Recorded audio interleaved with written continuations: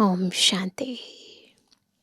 शिव बाबा की एकाग्रचित याद आत्मा का अंदर से शुद्धिकरण कर देती है। मन शुद्ध हो जाता है, बुद्धि दिव्य बन जाती है, संस्कारों में भी श्रेष्ठता आ जाती है। परंतु क्योंकि रोज आत्मा देह धारण करके दैहिक संबंधों में आती है, कर्मों में आती है, तो उसका प्रभाव हमें बार बार अशुद्ध बना देता है। शुद्ध और अशुद्ध बनने की ये प्रक्रिया निरंतर आत्मा के भीतर चलती रहती है। बाबा को याद करते हैं, शुद्ध बनते हैं, कर्मों में आते हैं, उसका प्रभाव पड़ जाता है। इसलिए रोज ये चेक करने की ज़रूरत है कि मैं आत्मा कितनी शुद्ध बनी हूँ और कर्म करते कितना कर्म योगी बनती हूँ। आज की मुरली कैसे हमें स्वयं को शुद्ध बनाना है, कर्म योगी से कर्मातीत बनना है, उसकी श्रेष्ठ विधि, शुद्ध विधि सिखा रही है। सुनते हैं प्यारे बाबा के मधुर महावाक्य। आज है 14 अगस्त 2026। बाबा के मधुर महावाक्य हैं। मीठे बच्चे, रोज अपने आप से पूछो कि मैं आत्मा कितना शुद्ध बना हूँ। जितना शुद्ध बनेंगे उतना खुशी रहेगी, सेवा करने का उमंग आएगा। सब चीज़ें आपस में इंटरलिंक्ड है ना। जितना शुद्ध बनेंगे खुशी रहेगी, उमंग आएगा। प्रश्न है, हीरे जैसा श्रेष्ठ बनने का पुरुषार्थ क्या है? बनना है बेदाग हीरा, उसके लिए कुछ पुरुषार्थ करना पड़ेगा। उत्तर है, देही अभिमानी बनो। शरीर में जरा भी मोह ना हो। मोह होगा तो इससे डिटैच हो नहीं पाएंगे। फिक्र से फारिग हो, एक बाबा की याद में रहो।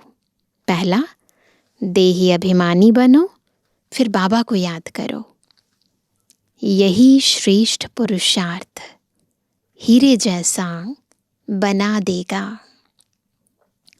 अगर देह अभिमान है तो समझो अवस्था कच्ची है, बाबा से दूर रहो। तुम्हें इस शरीर की संभाल भी करनी है, क्योंकि इस शरीर में रहते कर्मातीत अवस्था को पाना है ना। तो आत्मिक स्थिति का अभ्यास तो करना है, परंतु ऐसे भी नहीं कि शरीर को इग्नोर करना है। बैलेंस है ना। जीव आत्मा है तो जीव की संभाल करनी है और स्वयं को आत्मा समझना है।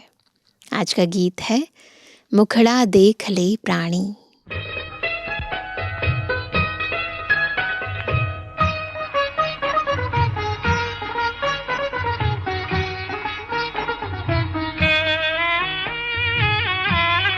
मुखड़ा देख ले प्राणी, जरा दर्पण में हो।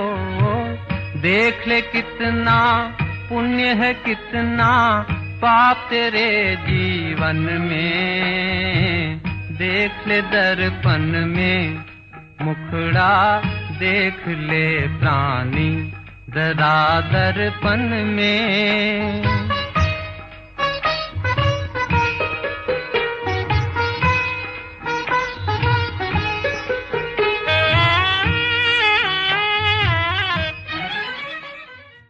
ओम शांति।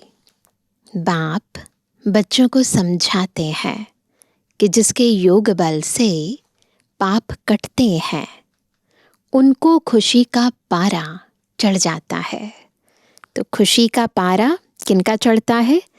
जिनके योग बल से पाप कटते हैं। अपनी अवस्था को आपे ही बच्चे जान सकते हैं। जब अवस्था अच्छी होती है तो सर्विस का शौक बहुत अच्छा होता है।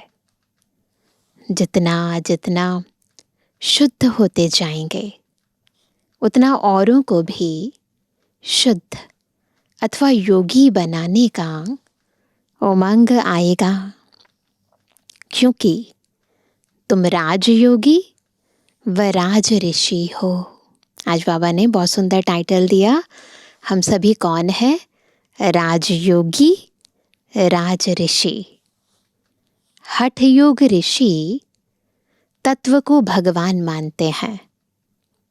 राजयोग ऋषि भगवान को बाप मानते हैं। तत्व को याद करने से उन्हों के कोई पाप नहीं कटते हैं। क्या करते हैं? ब्रह्म को ईश्वर मानते हैं, परंतु ब्रह्म को ईश्वर मानने से कोई पाप नहीं कटते। तत्व के साथ योग लगाने से कोई बल नहीं मिलता है। पाप भी नहीं कटते, बल भी नहीं मिलता। कोई भी धर्म वाले योग को जानते नहीं हैं, इसलिए कोई भी सच्चा योगी बन वापस नहीं जा सकते। अभी तुम बच्चे अपनी अवस्था खुद भी जान सकते हो। थोड़ा सा अंतर्मुखता में जाएं तो खुद को चेक कर सकते हैं। आत्मा जितना बाप को याद करेगी उतना खुशी होगी। अपनी जांच रखनी है। बच्चे भी एक दो की अवस्था को, अपनी अवस्था को जान सकते हैं।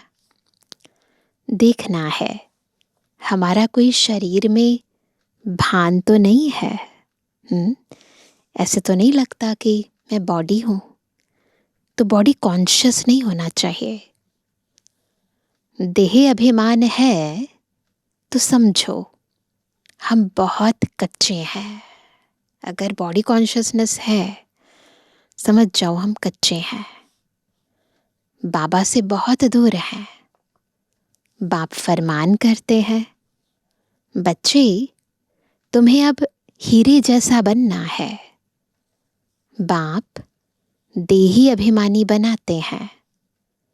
बाप को देह अभिमान होता नहीं, देह अभिमान होता है बच्चों को। बाप की याद से तुम देही अभिमानी बनेंगे, क्योंकि जैसा संग वैसा रंग।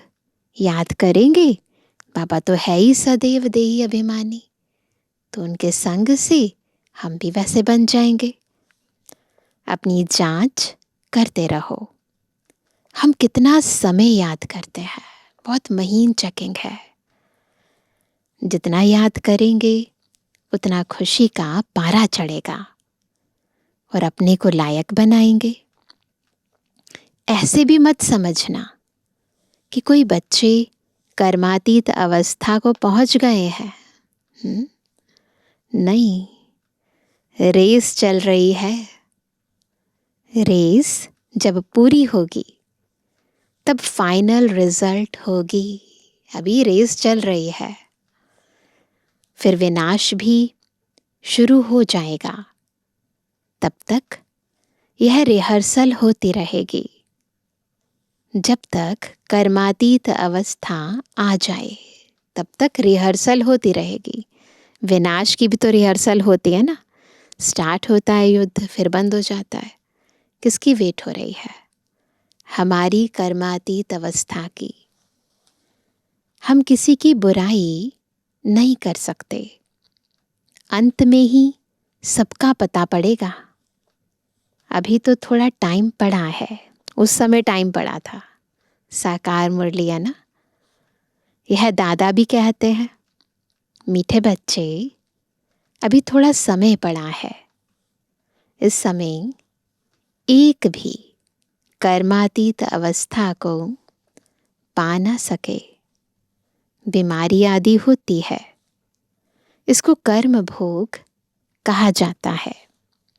भोगना का और किसको पता नहीं पड़ता है, सूक्ष्म होती है ना भोगना, वह अंदर की पीड़ा होती है। आत्मा को अंदर से कॉन्शियसनेस खा रही होती है।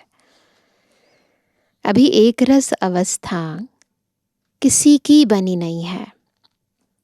जितनी कोशिश करते हैं उतना विकल्प, तूफान बहुत आते हैं। तो बच्चों को कितनी खुशी रहनी चाहिए। विश्व का मालिक बनना कोई कम बात है क्या?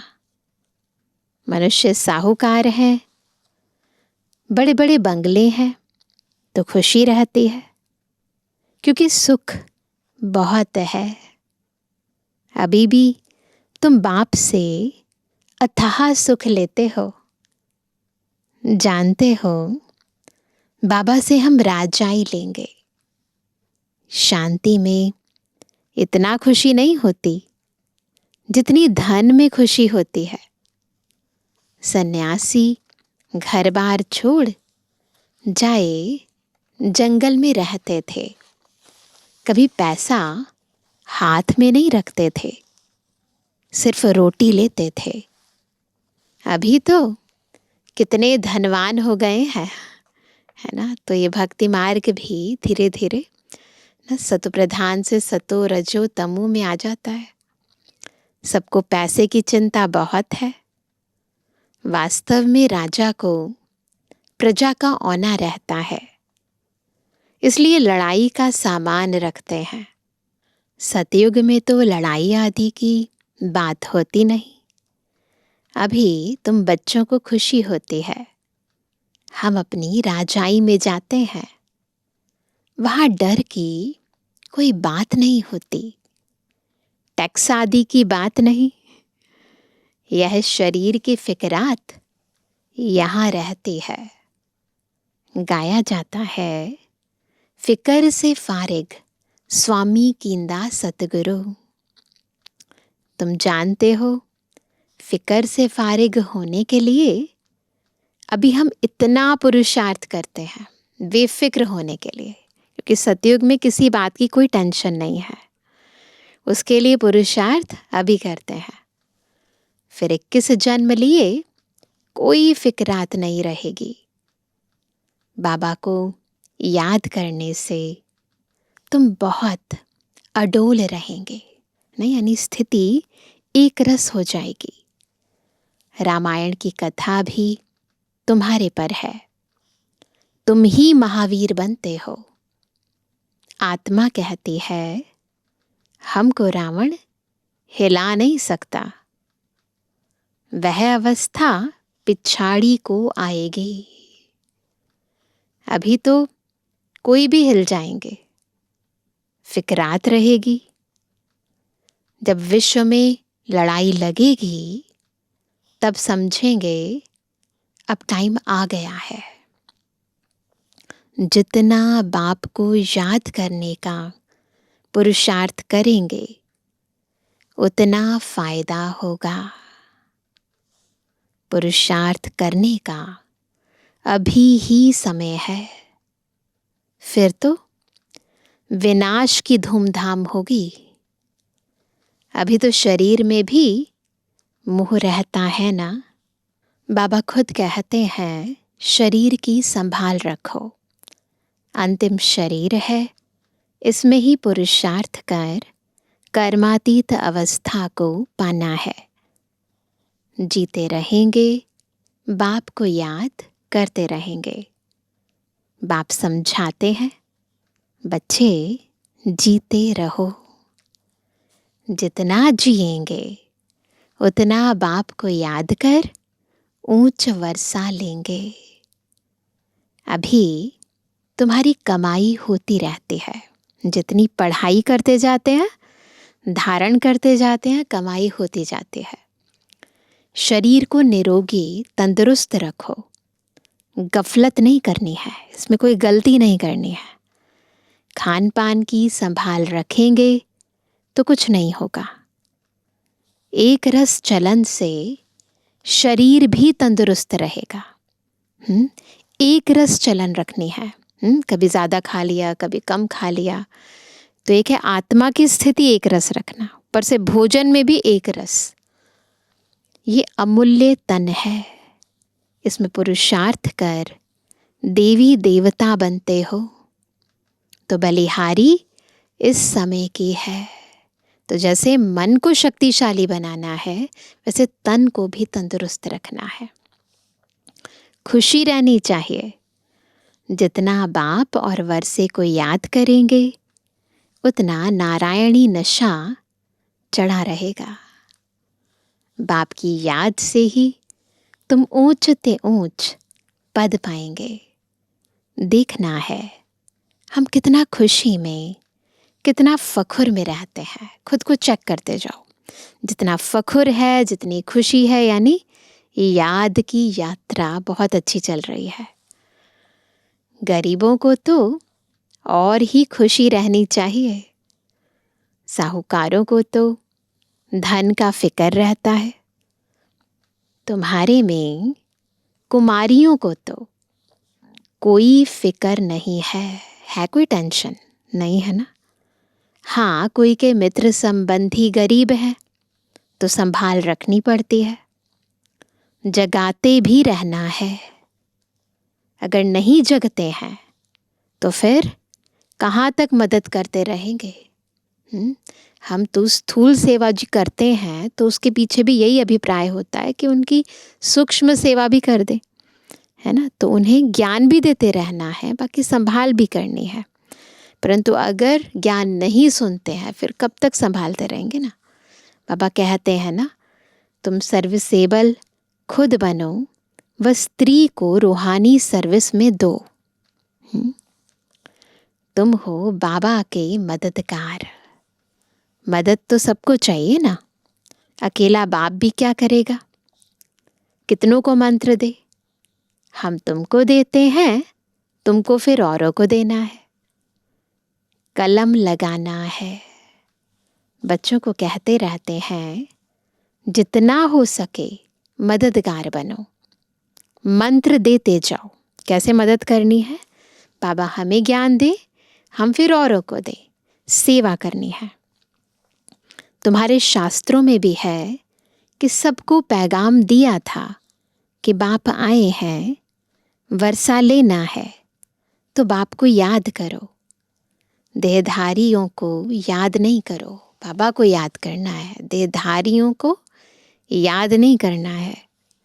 अपने को आत्मा समझ बाप को याद करेंगे तो तुम्हारे विकर्म विनाश होंगे और वर्षा मिल जाएगा।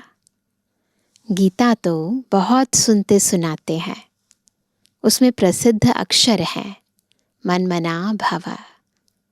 बाप को याद करो तो मुक्ति को पाएंगे। सन्यासी भी यह पसंद करेंगे। को कहेंगे ना कि बाबा को याद करो, पसंद करेंगे। मध्याजी भव अर्थात जीवन मुक्ति। बच्चे बाप के बनते हैं तो बाप कहते हैं, बच्चे तुम्हारी आत्मा पतित है, पतित चल नहीं सकेंगे। यह समझने की बातें हैं। बाबा के तो बन गए, लेकिन ऊपर जाने के लिए, परम धाम जाने के लिए और फिर जीवन मुक्ति में आने के लिए पवित्र जरूर बनना है। तुम भारतवासी सतु प्रधान थे, तमो प्रधान बने, अब फिर सतु प्रधान बनना है तो बाप कहते हैं पुरुषार्थ करो तो ऊंच पद मिलेगा। भक्ति तो जन्म जन्मांतर करते आए हो। तुम जानते हो, पहले पहले अव्यभिचारी भक्ति शुरू हुई, पहले एक की भक्ति। अभी कितनी व्यभिचारी भक्ति है। देवी देवताओं को, तिवाटे को, पेड़ पौधों को, पांचों तत्वों को, अब तो मनुष्य आत्माओं को भी पूजते रहते हैं, शरीरों की भी पूजा होती है। वह है भूत पूजा। देवताएं फिर भी पवित्र हैं, परंतु इस समय तो सब तमोप्रधान है। वो आत्माएं अभी तमोप्रधान है, तो पूजा भी तमोप्रधान होती जाती है। अभी बाप को याद करना है। भक्ति का अक्षर कोई नहीं बोलना है। क्या बोलते हैं भक्ति में? हाय राम, है ना? यह भी भक्ति का अक्षर है। आदत पड़ जाती है ना हाय राम कहने की। ऐसे कोई पुकार नहीं करनी है। इसमें कुछ भी उच्चारण करने की बात नहीं, ना ही कोई मंत्रोच्चारण करना है। ओम शांति भी घड़ी घड़ी नहीं कहना है। वो भी सोचते हैं जैसे मंत्र हो जाता है ना, ओम शांति ओम शांति। शांति माना अहम आत्मा शांत स्वरूप है, तो मुख से आवाज नहीं निकालनी है। शांत स्वरूप है तो उस स्वरूप में टिकना है। सो तो है ही, इसमें बोलने की बात नहीं रहती। दूसरे कोई मनुष्य को कहेंगे ओम शांति, वह तो अर्थ जरा भी नहीं समझेंगे। वो लोग तो ओम की बड़ी बड़ी महिमा करते हैं। तुम तो अर्थ समझते हो, फिर ओम शांति कहना भी फालतू है। तो अर्थ में टिकना है, उच्चारण नहीं करना है किसी भी चीज का। हाँ, एक दो से ऐसे पूछ सकते हो, शिव बाबा की याद में हो? जैसे हम भी बच्ची से पूछता हूं, यह किसका श्रृंगार करती हो? बोलती है शिव बाबा के रथ का। तो जो बाबा की ब्राह्मणी थी, बाबा के रथ का श्रृंगार करती थी। ब्रह्मा बाबा का तो बाबा पूछते थे, याद दिलाते थे, ताकि बुद्धि में शिव बाबा हो। यह शिव बाबा का रथ है ना। जैसे हुसैन का रथ होता है ना, घोड़े को श्रृंगार करते हैं। घोड़े का अर्थ नहीं समझते हैं, वो घोड़ा नहीं, शरीर को भी अश्व कहते हैं ना। धर्म स्थापन करने वाले जो आते हैं, उनकी आत्माएं पवित्र होती हैं। पुरानी पतित आत्मा धर्म स्थापन कर ना सके। तुम धर्म स्थापन नहीं करते हो, शिव बाबा तुम्हारे द्वारा करते हैं, तुमको पवित्र बनाते हैं। वो लोग भक्ति मार्ग में बहुत श्रृंगार आदि करते हैं, यहाँ श्रृंगार पसंद नहीं करते। बाप कितना निरहंकारी है। भक्ति मार्ग में जो गुरु लोग होते हैं तो कितना ज़्यादा श्रृंगार करते हैं, बहुत कुछ पहनते हैं, तिलक भी ऐसा बड़ा बड़ा लगाते हैं। परंतु शिव बाबा ब्रह्मा तन में आए बिल्कुल साधारण। तो बाप कितना निरहंकारी है। खुद कहते हैं, हम बहुत जन्मों के अंत के भी अंत में आता हूँ। पहले सतयुग में होगा श्री नारायण, श्री लक्ष्मी से भी पहले श्री नारायण आएगा।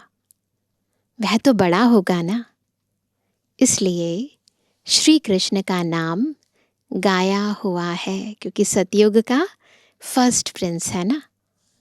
श्री नारायण से भी श्री कृष्ण की महिमा जास्ती करते हैं। आत्मा वही है, पर वो बचपन का, वो फिर युवावस्था का। श्री कृष्ण की ही जन्माष्टमी मनाते हैं, श्री नारायण का बर्थडे नहीं मनाते। यह कोई नहीं जानते कि श्री कृष्ण सो श्री नारायण है ना। भले कहते हैं श्री कृष्ण गोविंद हरे मुरारी, हे नाथ नारायण वासुदेवा, परंतु समझते नहीं है। नाम तो बचपन का ही चलेगा ना। फलाने ने जन्म लिया, उसका बर्थडे मनाते हैं, इसलिए श्री कृष्ण का ही मनाते हैं। श्री नारायण का किसको पता नहीं।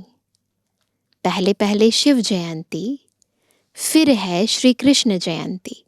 मोस्ट इम्पॉर्टेंट है शिव बाबा की जयंती, उसके बाद श्री कृष्ण की जयंती, फिर राम की। शिव के साथ गीता का भी जन्म होता है, क्योंकि बाबा आते हैं, फिर भगवानुवाच शुरू हो जाता है। बाबा ज्ञान देते हैं, गीता के महावाक्य उच्चारित करते हैं। शिव बाबा आते ही हैं बहुत जन्मों के अंत के जन्म में। बुजुर्ग अनुभवी रथ में ही आते हैं। कितना अच्छा समझाया हुआ है, तो भी किसकी बुद्धि में नहीं आता। बाप कहते यह ज्ञान प्राय लोप हो जाता है। जब मैं आकर सुनाऊं तब तुम भी सुना सकते हो। अभी तुम बच्चे जानते हो, हम भविष्य में एक्यूरेट यह यानी देवी देवता बनेंगे, निश्चय है ना।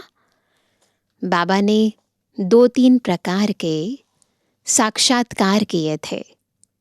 यह बनूंगा, ताज वाला बनूंगा, पगड़ी वाला बनूंगा। 2-4 राजाई के जन्मों का साक्षात्कार किया था। ब्रह्मा बाबा को बहुत सारे जन्मों के साक्षात्कार हुए, तो बाबा याद करते हैं, अभी तुम समझ सकते हो। इन बातों को दुनिया में और कोई समझ नहीं सकते। उस समय तो पास्ट लाइफ रिग्रेशन भी नहीं होता था।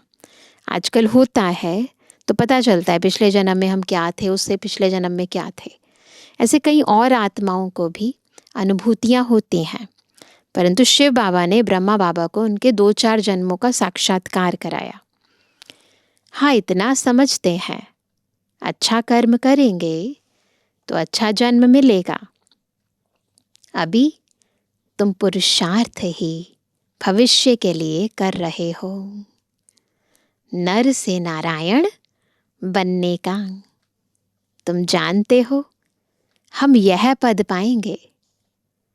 यह खुशी जास्ती उनको रहेगी, किनको?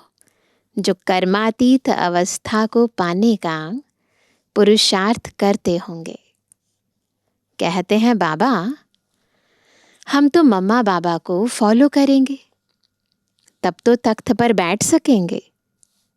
यह भी समझ चाहिए, कितनी हम सर्विस करते हैं और कितना खुशी में रहते हैं। खुद खुशी में रहेंगे तो दूसरों को भी खुशी में लाएंगे। अंदर कोई खराबी होगी तो दिल खाती रहेगी।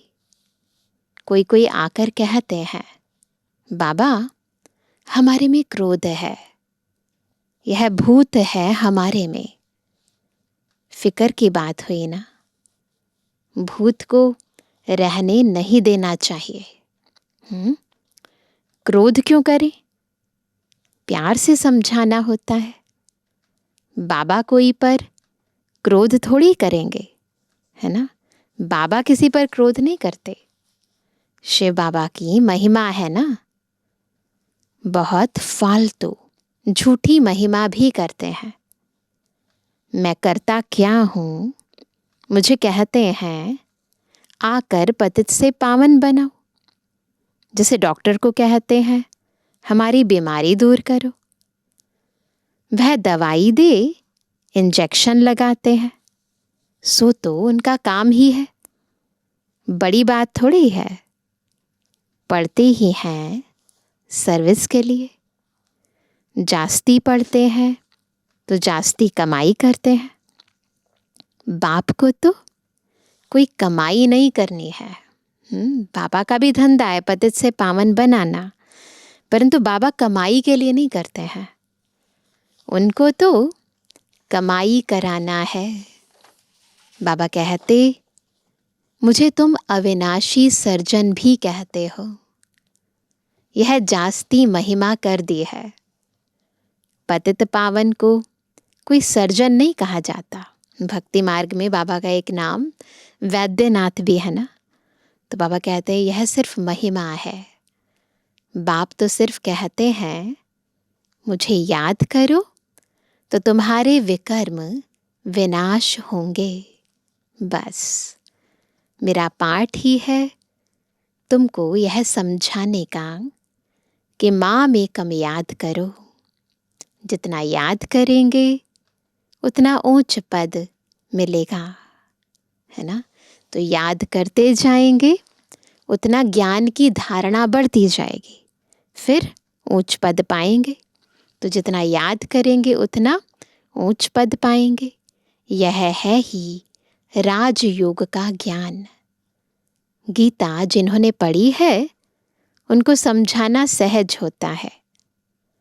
तुम पूज्य राजाओं के राजा बनते हो, फिर पुजारी बनेंगे। पहले पूज्य राजाओं के राजा बनेंगे, फिर पुजारी भी बनेंगे। तुमको मेहनत करनी है।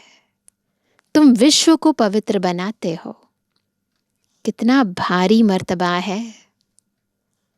तुम सब अंगुली देते हो कलयुगी पहाड़ को पलटाने, अपना अपना योगदान देते हैं।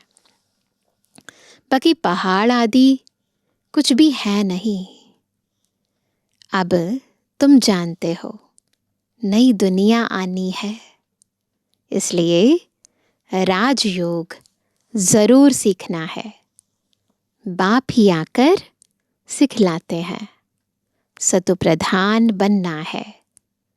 जो कल्प पहले बने होंगे उनको समझाने से जचेगा। उनको बिल्कुल फिट हो जाएगा बुद्धि में, वो क्यों क्या नहीं करेंगे।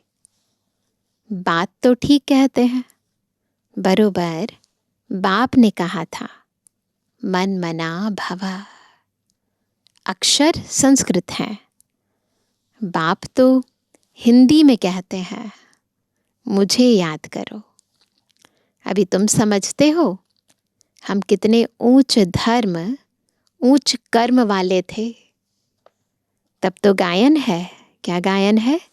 16 कला संपूर्ण, संपूर्ण निर्विकारी, मर्यादा पुरुषोत्तम, सर्वगुण संपन्न। अब फिर ऐसा बनना है, अपने को देखना है कहाँ तक हम सतो प्रधान बने हैं, पावन बने हैं, कहाँ तक नरकवासियों को स्वर्गवासी बनाने की सेवा करते हैं। तो खुद की चेकिंग खुद करनी है, अपना खुद का टीचर बनना है। अच्छा मीठे मीठे के लिए जवानी बच्चों पे जुबानी बाप दादा का दिल जान सको प्रेम से नंबरवार प्रसाद अंसार यादगार और बुलवानी। रूहानी बच्चों की रूहानी बाप दादा को गुड मॉर्निंग, नमस्ते नमस्ते नमस्ते।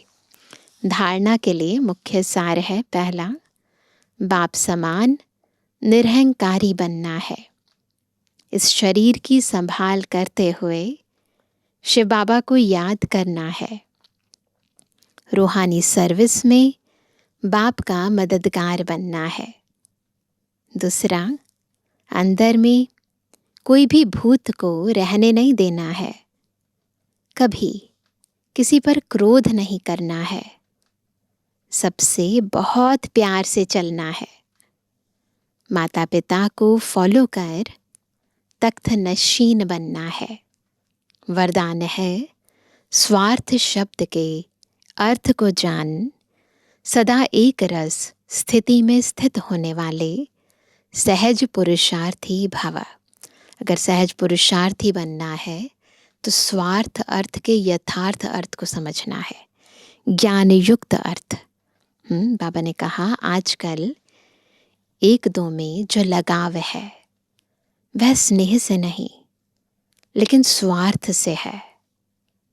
स्वार्थ के कारण लगाव है और लगाव के कारण न्यारे नहीं बन सकते।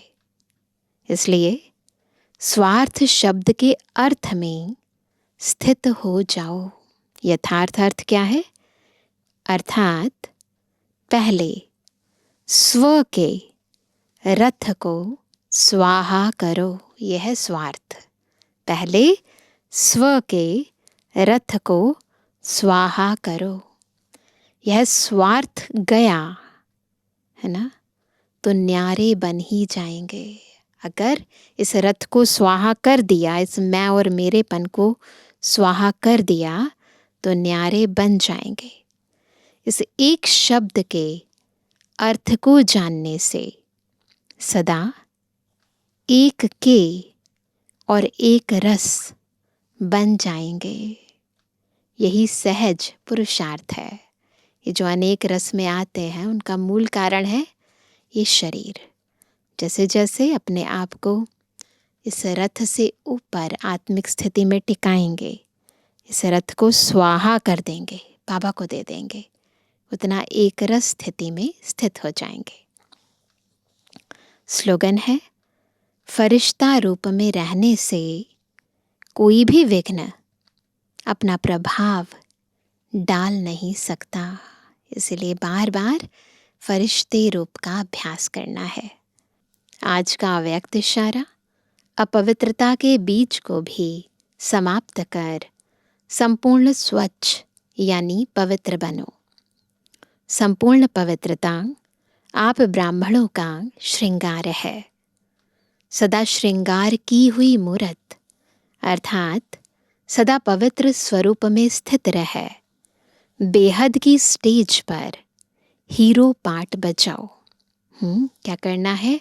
पवित्र स्वरूप में स्थित होकर बेहद की स्टेज पर हीरो पार्ट बजाना है। सदा ब्रह्मचारी अर्थात संकल्प में भी किसी प्रकार की अपवित्रता वृत्ति को चंचल नहीं बनाए। वृत्ति की चंचलता भी रजिस्टर को दागी बना देती है।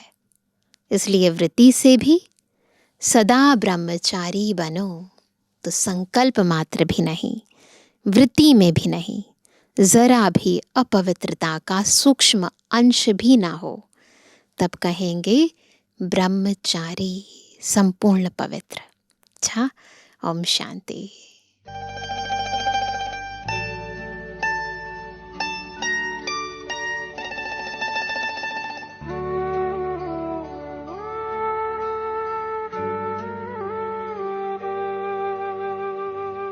दिल का